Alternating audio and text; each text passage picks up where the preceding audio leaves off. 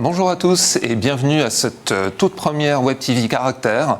C'est un nouveau rendez-vous qu'on vous propose, un rendez-vous à travers lequel on a voulu vous faire partager une partie des échanges qu'on a à la rédaction au jour le jour avec les acteurs et les décideurs du marché graphique pour préparer les articles qu'on vous propose tous les mois dans le magazine. Au cours des tables rondes qui vont se dérouler tout au long de l'après-midi, on va s'intéresser à un secteur qui est en pleine transformation, c'est celui du marketing direct, et en particulier du marketing direct éco-conçu. Avec les différentes personnes, les différents invités qui vont se succéder autour de cette table, sur ces différentes tables rondes, on va regarder les différents moyens, les différents leviers pour parvenir à un marketing direct plus responsable, plus durable. Mais pour cette première table ronde, on a voulu prendre un peu une vision large et regarder quels sont les principaux enjeux du marketing direct aujourd'hui. Pour en parler, j'ai trois invités autour de moi. Dominique Scalia, vous êtes le président de l'Observatoire Commédia. C'est un point de rendez-vous pour les acteurs de la filière communication. On peut le présenter comme ça ? C'est ça. Ok. Parfait.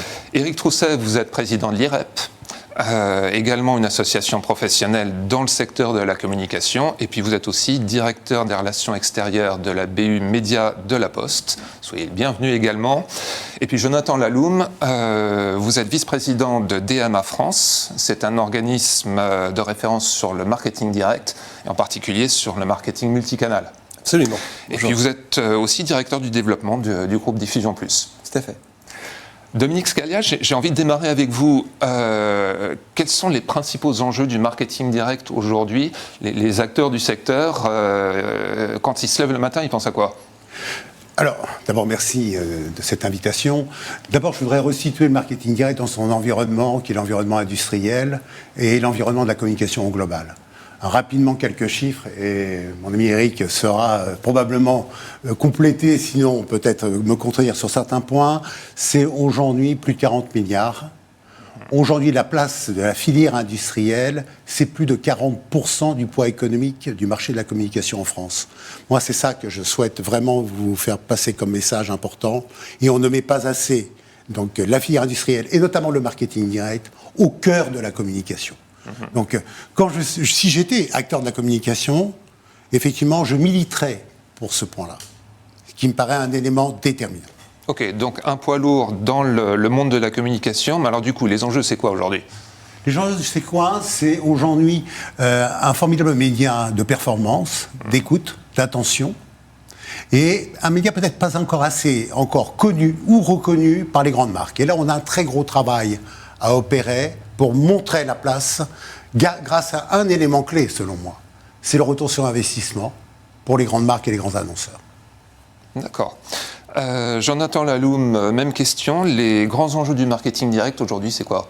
Moi, je dirais qu'il y a un enjeu principal qui est un enjeu d'adaptation. C'est un enjeu d'adaptation parce que c'est une filière au poids économique et très important, parce que tu as parlé effectivement du poids économique, on pourrait également parler du poids de l'emploi également. C'est nombreux employés, c'est une filière de labeur. Et aujourd'hui, effectivement, de nombreux éléments de changement économique, écologique, sont autant de ruptures qui sont venues perturber un écosystème historique de plusieurs dizaines d'années. Et aujourd'hui, effectivement, cette évolution apportée et bouleversée par le digital, amplifiée peut-être demain par l'IA, probablement, eh bien, c'est probablement une contrainte d'adaptation, mais c'est aussi une opportunité. En tout cas, c'est, je pense, la conviction que nous portons tous. Aujourd'hui, effectivement, le marketing direct va reprendre une place importante dans le mix global des annonceurs. D'accord. Éric Trousset, si on replace un peu notre sujet éco-conception, éco-responsabilité, quelle est la place de l'éco-responsabilité aujourd'hui dans le paysage du marketing direct ? Déjà, est-ce que c'est un sujet ? Alors oui, c'est un vrai sujet, et ce d'autant qu'il y a une réalité et il y a la perception, que ce soit celle des marketeurs, qui s'appuie en partie sur la perception des consommateurs. C'est-à-dire que quand j'utilise du papier, même s'il m'est utile pour préparer mes courses, dans mes projets d'achat, à un moment donné, il finit dans une poubelle.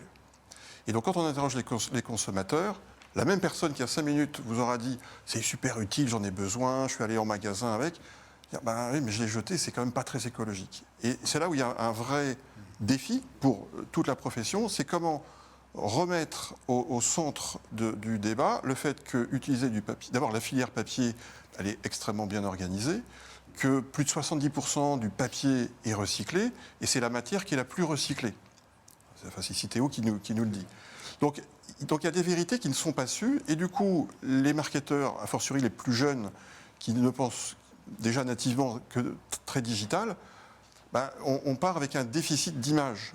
Et si en tant que marketeur, je me dis utiliser du papier crée finalement un risque pour ma marque auprès de mon consommateur final, voilà, je vais être prudent. Donc on a un défi de communication, en évitant quand même le greenwashing, c'est toujours là, c'est compliqué, à faire savoir, à rassurer sur le fait qu'on a une filière qui est hyper bien organisée, et donc que utiliser le marketing direct, c'est vertueux. J'ai juste un exemple qui m'a extrêmement marqué l'année dernière. C'est une campagne de Renault, marketing direct. Et donc, quand il y avait un QR code dans le mailing, et quand vous flashez le QR code, alors on aurait pu espérer que ça soit carrément imprimé dans le document, mais en tout cas, l'intention était bonne.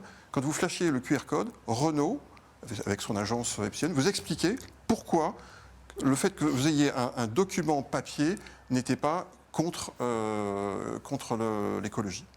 D'accord. Bah, je trouve que c'est un bon signal et c'est une pratique qu'on pourrait espérer se voir développer. Donc besoin d'éducation du marché. Très fort. Jonathan Laloum, si on veut rendre le marketing direct plus éco-responsable, au-delà de cet aspect éducation du marché, comment on peut s'y prendre ? C'est toute une chaîne qui commence déjà par la data, parce que le marketing direct, c'est un média qui est irrigué par la donnée client, la donnée de personnalisation. Donc, comment je vais traiter mes données, comment je vais les cibler, comment je vais les stocker, et ensuite comment je vais les exploiter sur l'ensemble des canaux. Donc là, je dirais que c'est la première étape, c'est effectivement exploiter au mieux sa data pour avoir le meilleur ROI, comme tu l'expliquais, parce que qui dit meilleur ROI dit meilleure performance, donc meilleure empreinte écologique, puisque j'aurai besoin d'envoyer moins de volume pour avoir la même performance. Ça, c'est la première étape. La deuxième étape, il y a aussi la notion d'évangélisation des agences. Aujourd'hui, on a un véritable enjeu où on a une déperdition du savoir-faire de la filière graphique au sein des métiers créatifs. Donc on a aussi un enjeu, nous, en tant qu'industriels, d'aller porter ce savoir-faire sur les nouvelles générations qui sont en train d'arriver sur le marché, qui vont être à la plume des briefs des différents annonceurs. Et puis, nous, en tant qu'industriels, là, malheureusement, je dirais que, et heureusement, ça va être l'investissement. L'investissement également dans les nouvelles technologies, plus responsables, plus efficaces, qui vont aller permettre de réduire l'empreinte carbone sur la consommation énergétique, aller de plus en plus sur de la donnée variable lorsqu'il s'agit d'impression, repenser les kits mailing pour qu'ils soient les plus éco-responsables possibles. Et puis enfin, bien sûr, jouer avec le multicanal, parce qu'on est aussi des industriels, mais qui sommes ouverts sur les technologies digitales, et donc tirer bénéfice du multicanal lorsque cela est nécessaire.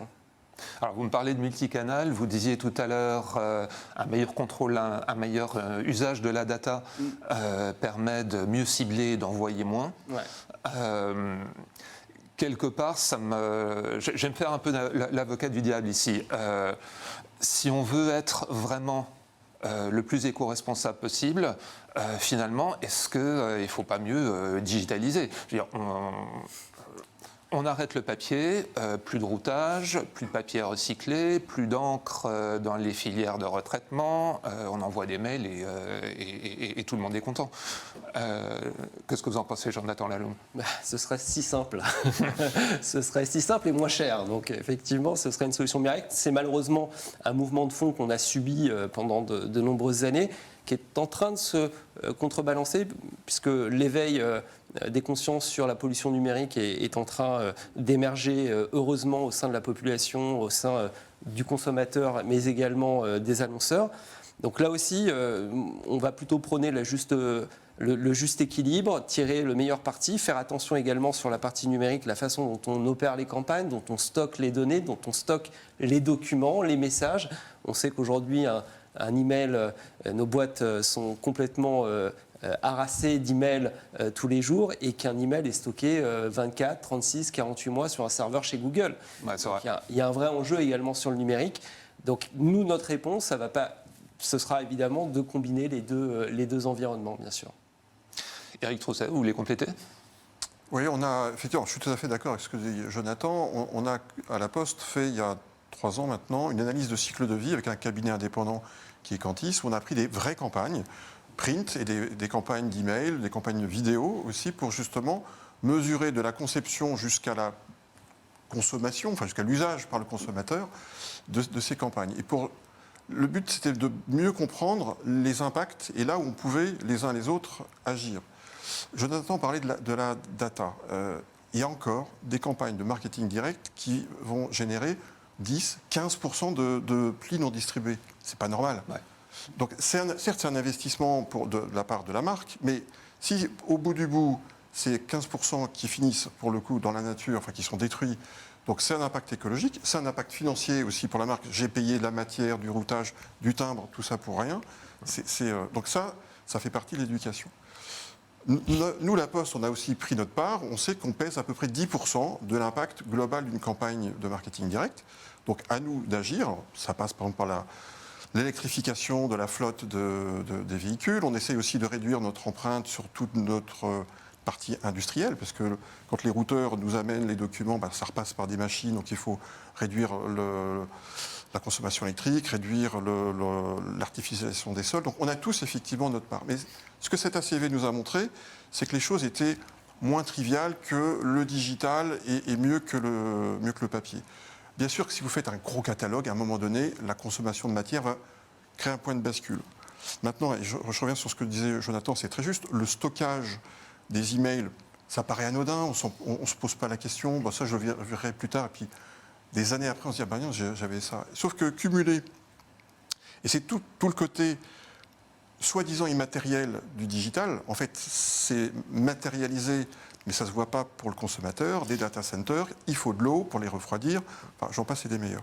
Donc j'en reviens sur ce côté éducation, qui doit nous aider collectivement à finalement expliquer au consommateur où est l'impact, après charge à lui de faire les bons choix, mais aussi aux marketeurs d'avoir ces notions. Ok. Où en sont les professionnels du marketing direct aujourd'hui dans leur démarche, dans leur approche de l'éco-responsabilité, de l'éco-conception ? Dominique Scalia, qu'est-ce que vous en pensez ? Moi, je crois, j'ai un clin d'œil à partager avec vous. Aujourd'hui, c'est la journée mondiale des forêts. Je ne sais pas si vous avez circulé sur les réseaux depuis ce matin ou sur les différents réseaux sociaux. Tous ceux qu'on a vu communiquer sur le sujet en relais sur les forêts, ce sont les acteurs de la filière industrielle. Vous en tête d'ailleurs. Je crois que ça, c'est un élément assez déterminant qu'il faut avoir bien en tête. Et je crois qu'aujourd'hui, la responsabilité de l'engagement social, sociétal, donc au sein de la filière industrielle, pour moi, elle est acquise déjà depuis de nombreuses années. On ne la découvre pas. Et vouloir la faire découvrir aujourd'hui, à mon avis, c'est une erreur, eu égard les investissements que chacun d'entre eux ont opérés pour être responsable. Peut-être il y a une petite défaillance dans la communication. C'est peut-être là. Et peut-être vous pouvez nous y aider. Donc, à montrer que, effectivement, on est responsable. 2, en effet, c'est une démarche qui n'est pas nouvelle. Ça fait quand même des dizaines d'années que les investissements ont lieu. Et tous les ans, ils sont extrêmement lourds. N'oubliez pas que les investissements dans le monde industriel sont des investissements extrêmement lourds de plusieurs millions d'euros. Ouais, c'est vrai. Alors là, on a parlé des acteurs de la filière, des professionnels du marketing direct. On va peut-être parler un petit peu de leurs clients, les donneurs d'ordre. Où est-ce qu'ils en sont ? Est-ce qu'ils sont sensibilisés à tout ça ? Est-ce qu'ils sont demandeurs ? Dominique Scalia. Alors, écoutez, moi, j'ai quelques chiffres, mais là, je les sors, c'est parce que ce sont tes chiffres. 11% des dépenses marketing-com de l'année dernière ont baissé par rapport à l'investissement publicitaire lorsqu'on parle, donc effectivement, d'engagement responsable. Il y a une baisse de 11% de la part des donneurs d'ordre. On est souvent dans des injonctions contradictoires. À la fois, on exige de ces prestataires, effectivement, des gros efforts en matière de RSE. Pour autant, je constate, mais c'est vous qui avez communiqué les chiffres, je les reprends, Dans le bump, oui. parce que je pense que dans le bump, et je pense qu'il faut le dire, aujourd'hui, 11%. J'entendais ce matin Yves Delfrat, du CSA, qu'on connaît bien, mon cher Eric, qui faisait état comme quoi, donc effectivement, 8 annonceurs sur 10 restent à convaincre. Donc il reste du travail. Oui, mais à qui la faute? À qui la responsabilité? Et indéniablement, la filière, qui est celle dont on parle aujourd'hui et auquel on est très attaché, bien sûr, ils ont un rôle formidable à jouer. Mais il faut qu'également, il y ait une grande campagne de sensibilisation auprès des grands donneurs d'ordre pour dire, ce sujet-là, il est déjà réglé depuis une belle lurette. Mais par contre, vous-même, vous avez des engagements de responsabilité à tenir. Preuve en est, vous réduisez vos dépenses publicitaires en faveur, effectivement, de la RSE, ce qui est dommage. Okay. En fait, il y a une dichotomie entre l'efficacité court terme et long terme. Et c'est vrai qu'aujourd'hui, dans une période un peu incertaine, les donneurs d'ordre ont plutôt tendance à revenir sur des notions de court terme. Donc c'est comment j'assure des ventes tout de suite. Le message RSE, on verra plus tard. Après, communiquer sur ces engagements RSE, c'est pas simple, parce que le consommateur a vite fait d'associer ça à du greenwashing. Est-ce que c'est vraiment... Finalement, c'est quoi les preuves? Et peut-être que les expériences des 2-3 dernières années en termes de communication ont été un peu dans l'injonction. Je fais des efforts, mais si on n'apporte pas la preuve que ces efforts servent réellement, c'est un sujet qui est complexe. Mais c'est vrai que le constat, je rejoins Dominique, c'est que l'année dernière, globalement, il y a eu moins d'investissements sur la RSE. D'accord.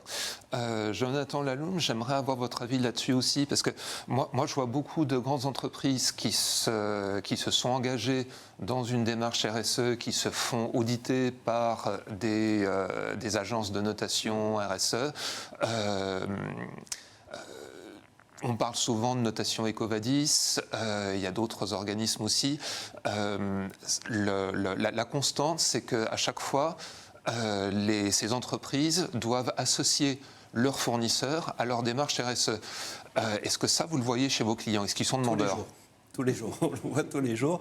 J'étais la semaine dernière, on a eu le plaisir de recevoir une directrice achat d'un grand groupe français qui est venue visiter nos locaux, et elle nous a passé un message assez fort en disant qu'effectivement les engagements que prenait ce groupe vis-à-vis de son audience, de son public, de ses consommateurs et même de l'État redescendaient sur l'ensemble de la filière de sous-traitance. Et évidemment, en tant que prestataire important, nous serons évidemment très challengés sur ces sujets. Mais on n'a pas attendu cela. Comme le disait Dominique, la filière print est probablement la filière la plus éco-responsable du monde de la communication, et depuis des dizaines d'années. Néanmoins, je pense qu'on va passer un stade. Je pense que les évolutions réglementaires, comme la loi AGEC, comme le WePub s'il se généralise, comme le consentement sur la data avec le data privacy qui va prendre de plus en plus d'ampleur demain, sont autant d'effets qui vont accélérer la conscience d'éco-responsabilité chez les annonceurs comme chez les donneurs d'ordre. Chez nous, ça prend des mesures concrètes. Je dirais que ça rejaillit depuis notre stratégie d'entreprise globale. Nous, notre CLEM est volontairement éco-responsable au sein du groupe Diffusion Plus. Et je dirais que notre stratégie d'investissement, notre stratégie commerciale aujourd'hui est forcément impactée par l'éco-responsabilité. C'est un enjeu majeur des prochaines années. Ok, bon, c'est bon à savoir. On arrive quasiment au terme de cette table ronde. Peut-être en conclusion, quel conseil est-ce qu'on pourrait donner à un imprimeur ou à un auteur qui voudrait avancer sur le sujet? En quelques mots, Jonathan Laloum. Pas de conseils à donner, je me réserverais bien de donner quelques conseils à des confrères, parce que je sais que c'est un sujet et un chemin difficile pour les entreprises. Vous avez avancé sur le sujet. En tout cas, effectivement, on essaye à notre propre mesure d'avancer. Je dirais qu'aujourd'hui, évidemment, l'innovation va être au cœur de ce sujet-là, puisque dans les métiers industriels, l'éco-responsabilité, c'est aussi des investissements, et des investissements assez lourds. Donc ça veut dire co-construction avec les constructeurs notamment, innovation industrielle, innovation et surtout pédagogie vis-à-vis du marché. Et je pense que c'est indispensable. On se doit de relayer le fait que la filière print est probablement la filière la plus éco-responsable du monde de la communication. Ok, on va espérer que le message est passé. On arrive au terme de cette discussion. Messieurs, un grand merci d'y avoir participé. À vous tous, merci de vous être connectés. Dans 5 minutes, on démarre une table ronde sur le thème de l'impact du document personnalisé dans le marketing direct. Restez avec nous.